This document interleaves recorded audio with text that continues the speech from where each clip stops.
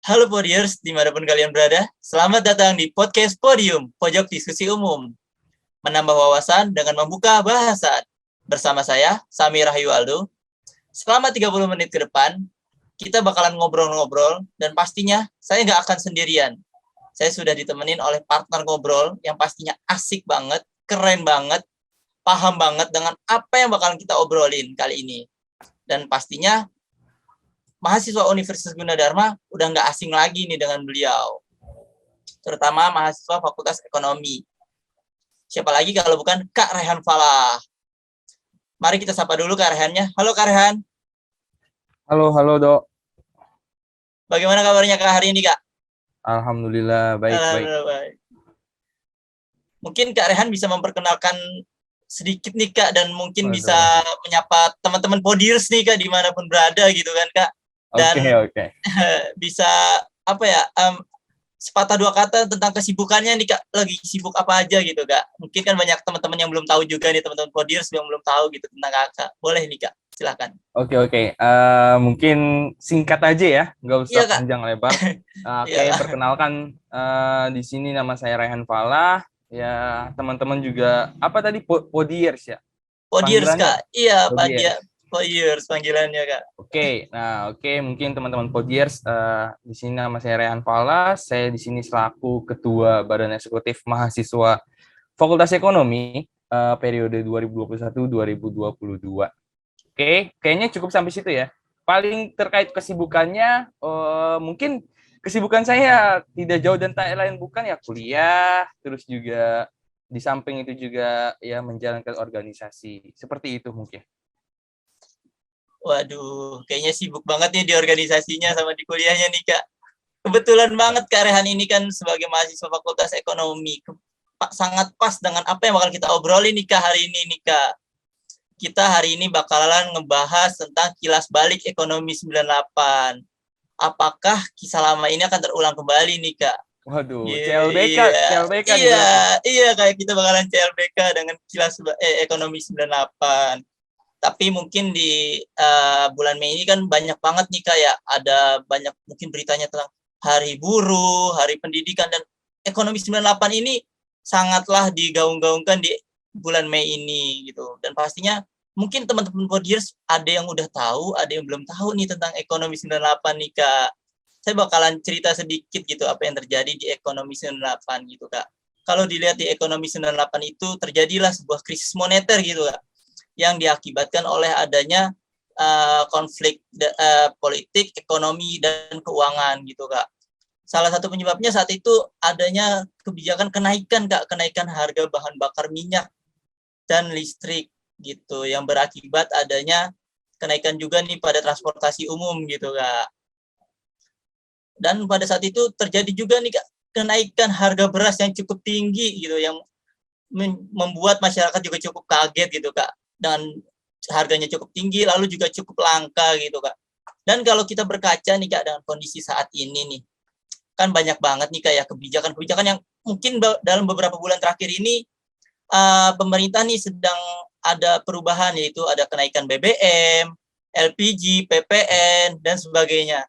Kalau kita berkaca pada tahun 98 nih Kak, dan kondisi Indonesia saat ini, kira-kira nih Kak, apakah Indonesia saat ini bisa dikatakan jauh lebih baik daripada tahun 98? Silakan Kak. Oke. Bisa dikatakan jauh lebih baik. Sebelumnya Aldo sendiri sudah lahir belum di tahun 98? Waduh, masih jauh banget dong Kak, saya lahir tahun 2002. 2002 ya. Iya Oke. Kak. Nah, mungkin kan di sini paling teman-teman pastinya yang Aldo sendiri dan saya pun memang belum lahir di tahun tersebut dan tidak mengetahui situasi secara jelasnya seperti apa dan hanya menceritakan hanya sebatas sejarah saja. Seperti itu kan ya. Iya Nah, betul Kak. tadi juga sempat disampaikan ini sama Aldo terkait krisis moneter baik itu dari segi ekonomi, sosial, politik dan segala macam. Sehingga Indonesia sempat ada yang namanya reformasi dan segala macam. Nah, menyangkut terkait apakah keadaan Indonesia ini jauh lebih baik atau enggak gitu. Nah, ini menarik nih gitu. Kenapa? Karena pertama gini, kita harus tarik dulu nih. Di tahun 98 sama di tahun sekarang, tentu perekonomian itu jauh berbeda gitu. Kasusnya itu berbeda. Nah, yang mana kalau misalkan dilihat di tahun 98 itu ya, itu terjadinya inflasi yang 2 kali berturut-turut gitu. Terjadinya minus di pertama itu di kuartal kedua dan juga minus setelah itu 6 bulan dan 9 bulan dan akhirnya menyebabkan hal itu menjadi krisis. Nah, sementara kita melihat di tahun ini atau enggak di tahun pandemi lah gitu ya, di tahun 2019 gitu. Itu bisa dikatakan 19 sampai 2020 itu kita sempat mengalami bahkan berita-berita bahkan terjadi yang namanya krisis kembali. Oke, Betul banget, Kak. Betul bener kan banget. ya? Di Betul banget, Kak. di tahun 2020 kalau nggak salah gitu ya. Iya, karena kan sempat pelumpuhan ekonomi juga ya, Kak, beberapa sektor waktu itu mungkin itu yang Nah, menyebabkan. iya, pelumpuhan ekonomi dan terjadi resesi lah. Sama Iya, sebagaimana dengan 98 gitu. Nah, cuman case-nya di tahun-tahun yang pandemi ini itu mungkin karena apa? Karena di sini melihat karena ada pandemi yang berkepanjangan dan akhirnya mobilitas dan juga perdagangan perekonomian itu terhenti sejenak gitu atau enggak vakum. Tapi dengan negara-negara yang lockdown. Nah, makanya kalau misalnya dikatakan lebih baik atau tidak, ya dengan keadaan sekarang mungkin setelah pandemi sekarang ini kan mau jadi endemi ya Do ya. Insya Allah iya, ya. Kak. Iya, insya Oke, Allah kita doakan aja, Kak. Semoga didoakan aja endemi, gitu. Kak. Nah, kalau misalkan memang jadi endemi ya tentu semoga aja keadaan ini jauh lebih baik dibandingkan tahun 98. Seperti itu gitu. Baik, berarti Karyan ini tidak bisa bilang Indonesia lebih baik. Indonesia akan segera pulih nih, Kak, perekonomiannya karena kan habis masa pandemi Nah, gitu ya, iya Kak. betul. Gitu. Kenapa tidak bisa lebih baik? Karena dari case-nya aja berbeda gitu. Dari tahun dan juga permasalahan yang dihadapinya berbeda gitu. Seperti itu.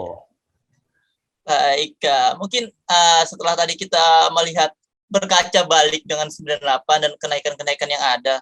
Sekarang mungkin saya ingin bertanya nih, Kak.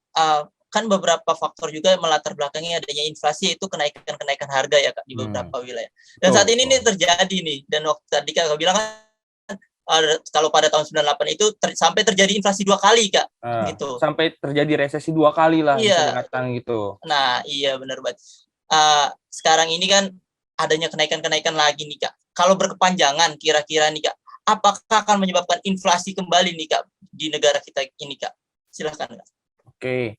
Nah, jika memang berkepanjangan ya, kita bisa melihat nih, tentu pasti bakal memicu ya harga yang tinggi gitu. Itu pasti.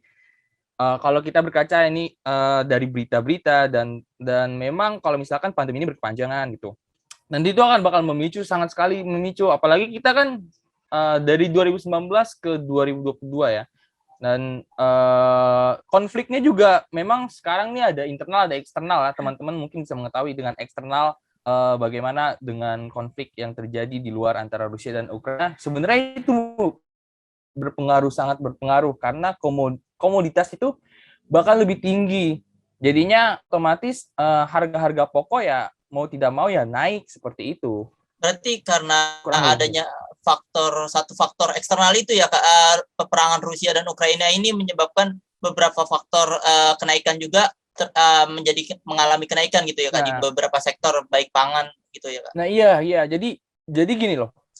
Faktor eksternalnya salah satunya itu gitu. Faktor internal ya mungkin kita bisa melihat dalam segala ekonomi lah gitu. Sekarang Indonesia ini mungkin bisa dikatakan dalam proses pemulihan ya kan gitu.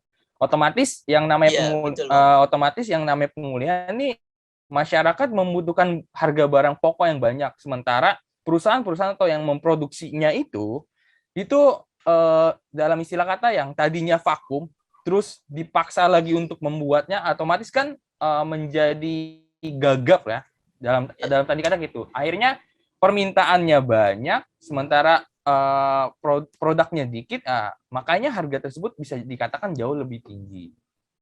Itu jadi faktor internal dan faktor eksternalnya ya. Makanya gini, Rusia dan Ukraina kan memang lagi panas-panasnya kan gitu. Iya, Kak. Akhirnya harga minyak bumi ya teman-teman tahu, Aldo sendiri tahu lah gitu. Sekarang berapa dan gitu. Jauh kan dibandingkan tahun lalu atau jauh 2 tahun. banget, Kak. Betul. Dan kalau tidak salah baca itu Rusia itu menjadi salah satu distributor minyak bumi ya kayak ke Indonesia ini Kak. Kalau Iya, tidak salah. betul, Gitu betul. ya. Gitu. Oke Kak, kan setelah kita tahu kejadian tahun 98 yang menyebabkan dan menimbulkan banyak kerugian nih Kak, bahkan waktu itu di tahun 98 itu ekonomi Indonesia lumpuh gitu Kak. Pembelajaran apa sih Kak yang bisa kita dapatkan dari kejadian di tahun 98 gitu Kak? Pembelajaran gara-gara ekonomi lumpuh di tahun 98 itu banyak sebenarnya teman-teman. Ini dari dalam segi faktor ekonomi kan ya. Dahulu Iya Kak. kala mungkin belum ada tuh terkait apa itu LPS, apa itu otoritas jasa keuangan gitu. Akhirnya tata kelola keuangan yang ada di Indonesia mungkin itu di tahun 98 itu belum begitu baik gitu. Lain hal kita kan memang dari evaluasi tersebut kan belajar step by step berproses sampai mana sekarang gitu. Yang mana kita juga mempunyai tata kelola keuangan, punya LPS, punya OJK yang mampu meriset dan melihat nih statistiknya seperti apa. Apakah Indonesia kedepannya akan lebih baik atau memang justru malah makin menurun di masa pemulihan gini. Karena itu juga yang memang sempat yang dikatakan dalam salah satu siapa ya dari satu staff yang ada di Indef gitu. Nah, peristiwa itu memang peristiwa yang terjadi tahun 98 gitu. Itu mempunyai banyak pelajaran yang diambil, salah satunya memang instrumen ketika mitigasi dalam risiko global. Jadi kayak yang tadi sempat saya sampaikan gitu, mitigasi global ya instrumennya terkait dalam tata kelola keuangannya itu sendiri dalam skala nasional seperti itu. Dan mungkin ada salah satu pakar ekonom ya, itu namanya Julius Stiglitz gitu. Beliau tuh berkata, jadi ketika memang bisa disebut dikatakan krisis ekonomi gitu, itu ketika si negara tersebut itu mengalami resesi sebanyak 2 kali, mayoritas seperti itu, sebanyak 2 kali. Nah, sebagaimana kan yang terjadi tahun 2020, kuartal 2-nya itu Indonesia mengalami resesi. Kuartal 3-nya juga mengalami penurunan gitu. Walaupun tidak separah dengan kuartal 2-nya. Nah, akhirnya itu Indonesia di ambang batas mengalami resesi. Nah, makanya itu juga, dan biasanya juga kata si Julius itu, dalam kurun waktu 10 tahun biasanya rentan negara itu bisa dikatakan mengalami penurunan lah atau mengalami resesi dalam aspek perekonomian.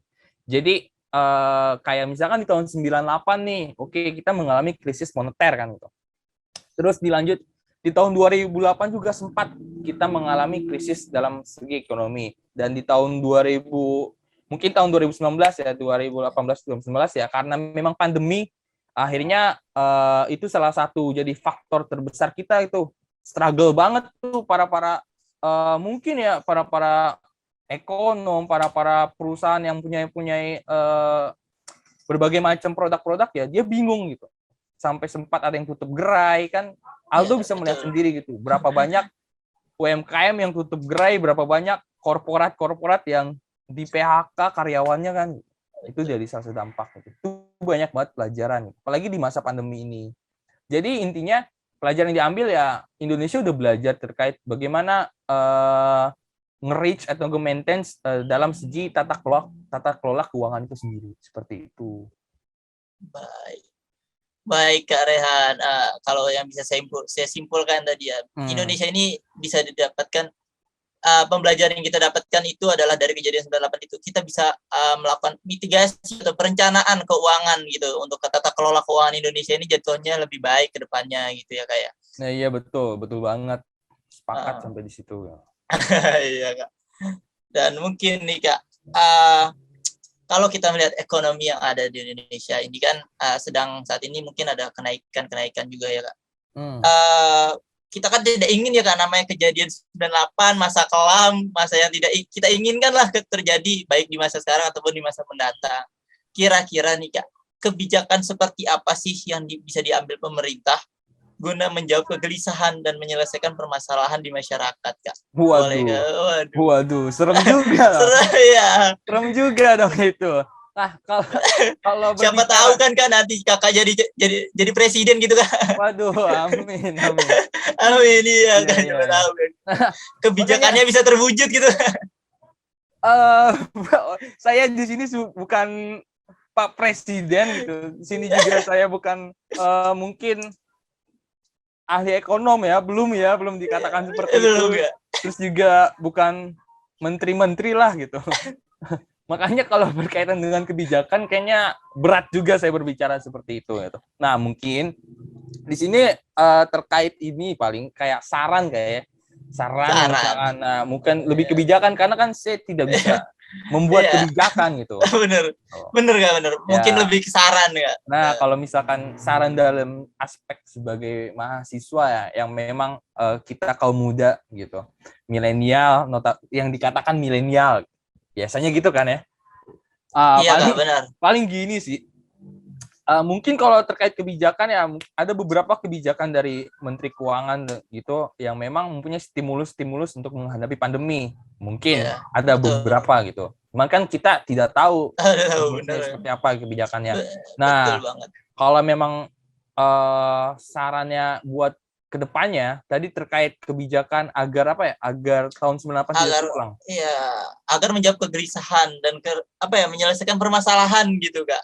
Dan supaya tidak terjadi kejadian seperti di tahun 98 gitu Kak. Kayak yang lalu mah ya udahlah berlalu gitu kan. Iya, berlalu ya kan. Iya, paling kita di sini Jangan sampai terjadi lagi. betul, paling di sini kita fokus bagaimana memulihkan perekonomian Indonesia di situ, concernnya tuh di situ tuh.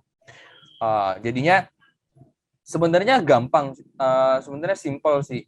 Mungkin kalau misalkan memang bisa gitu, kita bisa menyasar ke arah yang memang secara mendasar gitu. Contoh misalkan UMKM kan ini udah pada mati nih gitu. Banyak lah mayoritas lah gitu. Mayoritas Iya yang pada Kak, mati benar. kan. Mayoritas gitu. Dan akhirnya berpikir keras banget bagaimana untuk menumbuhkan UMKM yang memang tadinya mati gitu. Tapi sebagian juga memang ada yang UMKM yang hadir ketika masa pandemi. Iya Kak, Ada, seperti penjual iya. masker Kak. Itu Nah, aduh, penjual masker, penjual obat itu pada laku sih pada masa pandemi. reseller yang jual Iya, masker kayak gitu. Nah, betul Kak. itu juga baru kan. Cuma kan banyak ya Iya. dampaknya UMKM yang biasanya ada sebelum pandemi tiba-tiba ya kolaps lah karena kaget gitu. Nah, paling menyasarnya kayak gimana caranya untuk pemerintah ini menyiapkan stimulus untuk perbaikan terhadap UMKM-nya itu sendiri gitu. Mencoba membangkitkan kembali agar dari bawah nih kita muncul nih. Kita istilah kata apa ya? Bangkit lah.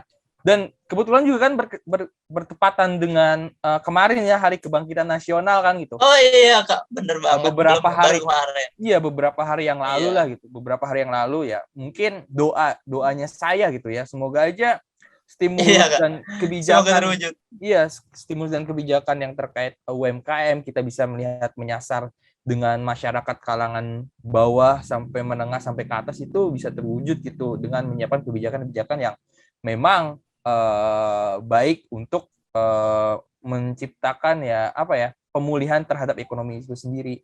Nah, paling itu sih kalau misalkan terkait kebijakan apa yang diambil kayaknya mungkin lebih ke arah pemerintahan gitu ya mengambil atau Mungkin enggak. nanti saat mungkin nanti saat Kak Rehan sudah menjadi capres, calon presiden, itu baru bisa Wah, merancang oh, kebijakan-kebijakannya kayak. kalau itu sudah terlalu jauh gitu. Itu bukan ranah saya gitu. Tuh. Iya Kak. Baik, berarti saran dari Kak Rehan tadi itu adalah pemerintah menyiapkan stimulus ya Kak, stimulus Oh. bagaimana caranya saat nanti mungkin ya terjadi lagi pandemi seperti ini, UMKM ini tidak segera gulung tikar gitulah kayak bahasanya gitu. Bisa Betul. karena kalau dilihat dari saat ini kan masa pandemi ini memang benar kata Kak Rehan tadi. Banyak banget yang UMKM bahkan bukan UMKM aja Kak, bahkan yang perusahaan besar pun seperti mungkin kita sebut merek saja ya kayak Giant ataupun yang lainnya itu sampai tutup gitu kan Kak. Apalagi UMKM yang mungkin apalagi kemarin juga sektor pariwisata tutup kan Kak kemarin dalam masa pandemi itu. Jadi menyebabkan mereka mungkin pendapatannya kurang dan sebagainya gitu. Mungkin itu Iya. yang dari Kak Rehan. Stimulus Betul. ya Kak. Semoga Iya, betul. saran dari Kak Rehan ini didengar, karena kan podium ini didengarnya oleh seluruh Indonesia. Bahkan Waduh, mancanegara ini mendengar podium gitu ya Kak ya. Siapa tahu nanti Pak Presiden mengklik ya YouTube kita podium gitu kan Kak. Siapa tahu dia mendengar lalu menyampaikan kepada bagian terkait gitu kan Kak. Iya, betul. Nah kan Iya. kalau kayak gitu kan enak kan, kalau misalkan sektor Iya. pariwisata dibuka kan bisa melihat lagi orang jualan dorong gerobak, ya kan, jualan Iya aqua, Kak, bener. jualan air Bener mineral, banget. kan kayak gitu. Akhirnya buat Iya, anak istrinya betul bisa banget. makan. Kan tapi kan sekarang Iya, sudah mulailah gitu. Saya juga melihat pemulihan ekonomi ya, konser-konser sudah ada, sektor pariwisata sudah dibuka, ya kan. Dengan beberapa bulan yang lalu udah ada MotoGP di Mandalika, ya kan. Itu udah salah satu betul banget. mungkin apa ya? Cara Indonesia udah ya udahlah, kita udah pulih, kita udah bangkit tuh secara bertahap gitu. Dan Iya, dan mungkin dan Pak Presiden juga kan sudah apa ya, sudah ya udah kita bebas masker ya di luar ruangan, artinya kan iya di luar. di Iya, luar gitu. Artinya kan kita memang berarti kita udah melihat ada pemulihan nih gitu. Walaupun tetap harus jaga diri juga, intinya seperti itu. iya betul banget Kak. Karena ya COVID itu pasti ada Kak, gitu, pasti selalu ada. Cuma bagaimana cara kita menanganinya saja gitu, menjaga diri Betul. kita gitu. Pak Presiden Betul. juga memang sudah menghimbau untuk apa ya, di luar ruangan kita tetap tidak sudah boleh tidak pakai masker, tapi tetap Kak untuk di dalam ruangan dan transportasi umum kita harus tetap pakai masker gitu Oh. Kak. Iya. Setuju banget tadi, mungkin ya karena kita mungkin saat ini kita dari pandemi ke endemi juga gitu Kak. Ini yang dilakukan dari Pak Presiden gitu dengan melakukan sektor pariwisata, mungkin dari waktu itu Mandalika MotoGP gitu kan dibuka secara, mungkin itu sebagai percobaan gitu, apakah saat adanya ajang acara gitu COVID itu akan naik atau tidak gitu. Tapi alhamdulillahnya tidak ya Kak, alhamdulillahnya, dan semoga segera nih Kak ekonomi kita menjadi lebih baik, UMKM yang tadinya gulung tikar bisa membuka usahanya Iya, kembali gitu. betul. Aldo sebelumnya jualan juga? Jualan Enggak juga? Kak, saya belum pernah jualan. Oh, nggak pernah Ya, jualan. belum pernah Kak. Iya, Oh, belum belum pernah pernah. jualan. Tapi Paling jualan kecil-kecilan Kak. teman-teman Aldo adalah yang sudah berusaha untuk berjualan lah dari masa muda. Udah ada ya teman-teman Aldo gitu. Iya, ada Kak yang menjadi reseller juga, itu ada Kak gitu. Dan mereka sempat merasakan gimana susahnya juga menjadi reseller. Iya Kak, karena kan biasanya mereka menawarkannya itu kan sosial media, lalu ke tempat-tempat pariwisata mereka membawa barang dagangannya. Tapi saat pariwisata ditutup mereka juga agak bingungan gitu Kak. Ini harus menjual kemana lagi gitu Kak. Baik Kak, mungkin nggak terasa nih Kak, kita udah ngobrol lama banget gitu. Lah, baru Udah sebentar di ini penghujung. kok. Iya, Baru makanya sebentar ini ini. enggak kalau ngobrol tuh emang enggak asik. Emang enggak Iya. terasa sih Kak gitu. Walaupun udah lama tapi kerasanya sebentar gitu kan Kak. Uh, mungkin sebelum saya tutup saya ingin mendengar satu dua patah kata dari Kakak nih untuk para podiers kita di manapun berada gitu Kak. Terkait baik ekonomi 98 ataupun ekonomi Indonesia saat ini gitu Kak. Silakan Kak. Apa sepatah dua kata? Oke. Iya. Buat Kalau mau podiers ya panjang gitu. silakan Kak, kalau apa Buat Kak? podiers ya gitu. Buat Iya, podiers. buat podiers, bener Kak, podiers, tepat sekali. Oke, kalau mengenai terkait ekonomi gitu kan, mungkin di sini kita berbicara dalam aspek sebagaimana generasi muda lah gitu. Dengan melihat keadaan sekarang buat Indonesia, tentunya kita harus memiliki asa lah, asa untuk dijaga, rasa optimisme bahwasanya kita bakal pulih dalam sektor perekonomian tuh. Nah, siapa lagi kalau bukan kita yang bergerak? Mulai dari kita, kalau memang hanya mengharapkan beberapa segelintir orang atau enggak dari pemerintah yang menerapkan, kalau tidak kita bergerak dari bawah, kita pun tidak bisa mewujudkan sebagaimana Indonesia yang bakal pulih gitu. Sebagaimana ya kita udah menetapkan bahwasanya endemi. Ya intinya kalau memang kita ingin berusaha, ingin memulihkan, yuk kita bareng-bareng, kita sama-sama sebagai generasi muda yang tentunya punya inovasi tertentu lah, inovasi, inspirasi, bagaimana menciptakan hal-hal yang baru yang berkegiatan dan bergeliat di arah ekonomi seperti itu gitu. Buat para podiers ya. Podiers, iya Kak, podiers. Podiers. Silakan Kak, buat para podiers. Baik Kak, seperti yang kita ketahui memang bahwasannya di tahun 98 ini merupakan kejadian yang kelam, kejadian yang tidak ingin kita ulang kembali, dan kita pun berharap Indonesia, perekonomian Indonesia dari tadinya mungkin saat ini sempat mengalami vakum gitu ya Kak, karena pandemi, banyak yang gulung tikar juga seperti yang tadi kita obrolkan gitu. Tapi kita tentunya berharap ekonomi Indonesia bisa segera pulih, UMKM juga segera bangkit itu kan Kak. Mungkin demikian episode Kilas Balik Ekonomi 98, kisah lama yang terulang kembali. Terima kasih untuk Kak Rayhan Falah telah bersedia menjadi teman partner ngobrol saya nih di podcast episode pertama ini. Untuk teman-teman podiers, nantikan episode-episode berikutnya dari Podium. Tetap stay tune di YouTube BEM FEUG Official. Akhir kata dari saya pamit undur diri. Sampai jumpa di episode Podium berikutnya. Terima kasih Kak Rehan. Terima kasih. Semangat terus buat podiers ya Aldo.